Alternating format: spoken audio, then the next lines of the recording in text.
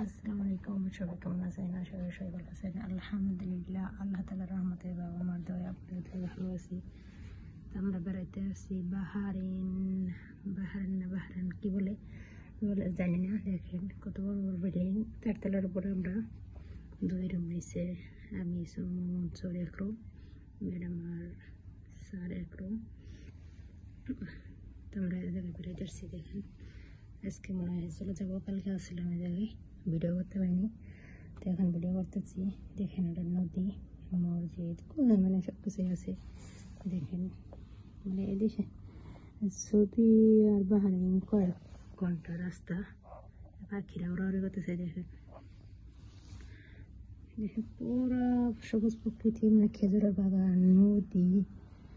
দেখেন নদী, খেজুরের বাগান, মসজিদ, বাসা, গাড়ি ঘোড়া চলাচলি করতেছে। অনেক সুন্দর একটা দৃশ্য, ভালোই লাগে আমার কাছে। আপনাদের কাছে কেমন লাগে? যদি ভালো লাগে সবাই লাইক করবেন, কমেন্ট করবেন, শেয়ার করবেন, আর মেসেজে জানাবেন কেমন লাগে। দেখেন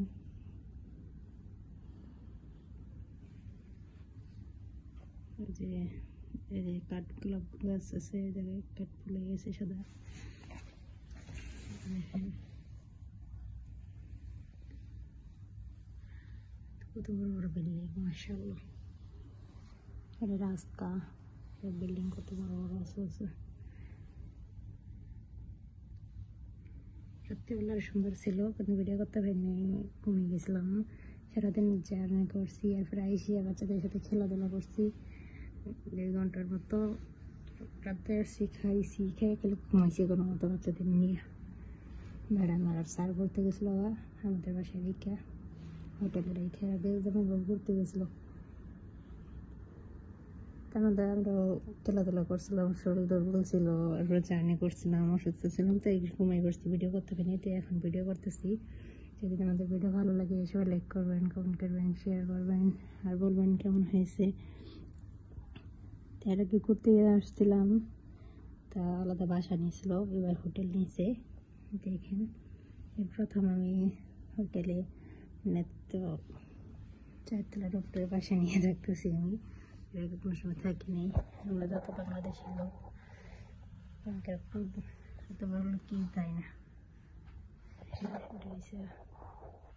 হোটেলের রুম দেখলাম, গোসল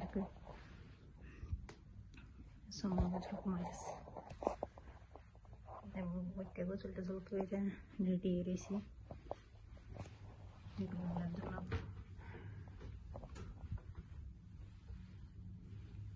রেডি করা লাগবো, স্যার ম্যাডাম এসে করে, তার জন্য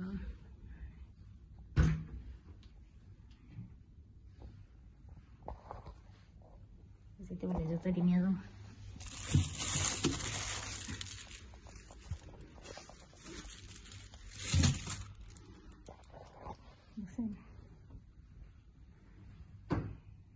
এটা হচ্ছে বাথরুম, গোসল টোসল করা শেষ।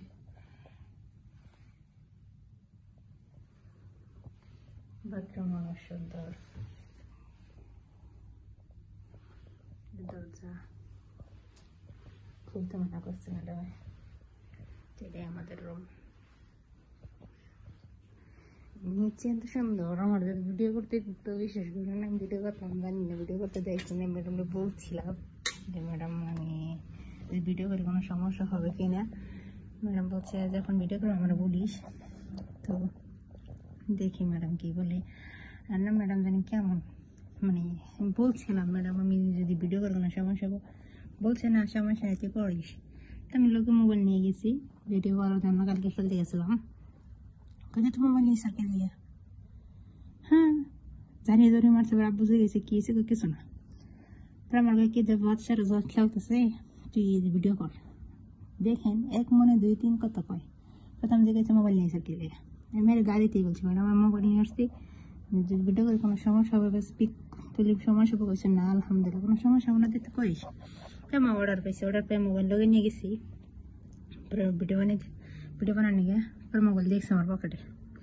দেখার পরে কয় মোবাইল নিয়ে আসছে, আমি কই ভিডিও করবো তোর জন্য পিক তুলবো, কয় ওইও নি সে বলতে পারা হয়নি। صباح الخير السلام عليكم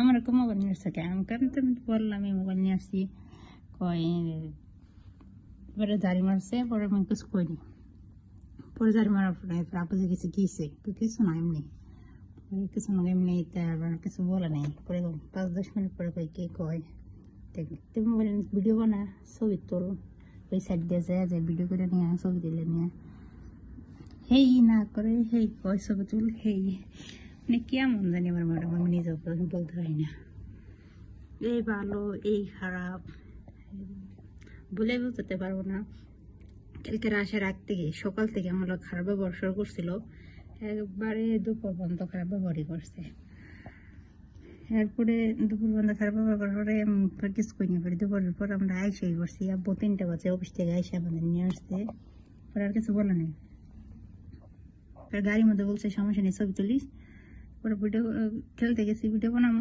হ্যাঁ আমার কয় মোবাইল নিয়ে সরকে এরপরে 10 মিনিটও যায় নাই করস না আনতির যায় ভিডিও করে নিয়ে ভিডিও কর ওই সাইডে যায় ভিডিও করে বাচ্চারা খেলতেছে পরে ভিডিও করছি তাই বুঝেন এক মনে 3-4 কথা কয় তো দেখেন তা আমিও যখন তো ইউটিউব চালাই আল্লাহ তাআলা রহমত আপনাদের দোয়ায় আব্বা আমার দোয়ায় যত চালাই তখন তো ভিডিও করাই যায় আসছি যখন তো মোবাইল লোকে নিয়ে আসছি গেতেছি ঘুরতে যে আপনার সাথে যাই মোটামুটি শেয়ার করতে পারি আর আমি জীবনে এরকম বড় বড় জায়গায় ঘুরতে চাইনি আমি বাংলাদেশ ছিলাম বা সৌদি আরব আগেও ছিলাম এরকম মানে গেছি নদীতে মক্কা এখানে গেছি কিন্তু এরকম দূরে কোনো সময় বেড়াইতে আসিনি দেখেন এটা হলো বাহারিন মানে সৌদির বাইরে নদী মানে গাছ গাছালি মানে খেজুরের বাগান এটা সব খেজুরের বাগান দেখেন তো আমার জন্য সবাই দোয়া করবেন প্লিজ সাপোর্ট করবেন আমাকে তো আমি এরকম সৌদি আরব প্রবাসী দাম্মাম থেকে এই জায়গায় আছি কুয়েত দেখেন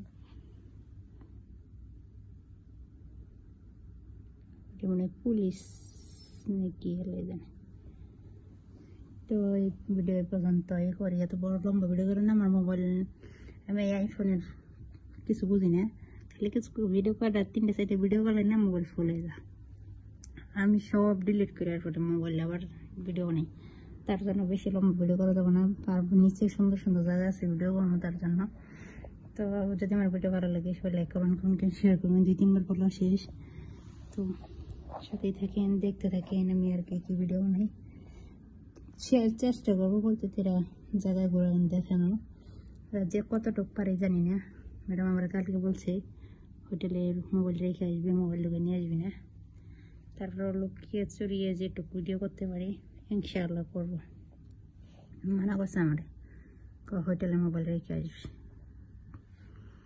তা আমি মোবাইল রেখে আসবো মোবাইল নিয়ে আসছি আমি যত ভিডিও করানো যেটুকু পারি আর কি করবো ইনশাআল্লাহ তো করবেন আপনারা বাই বাই আসসালামু আলাইকুম সবাইকে আল্লাহ তাআলা সবাইকে ভালো রাখুক সুস্থ রাখুক সঠিকভাবে চলার তৌফিক দান করুক আমিন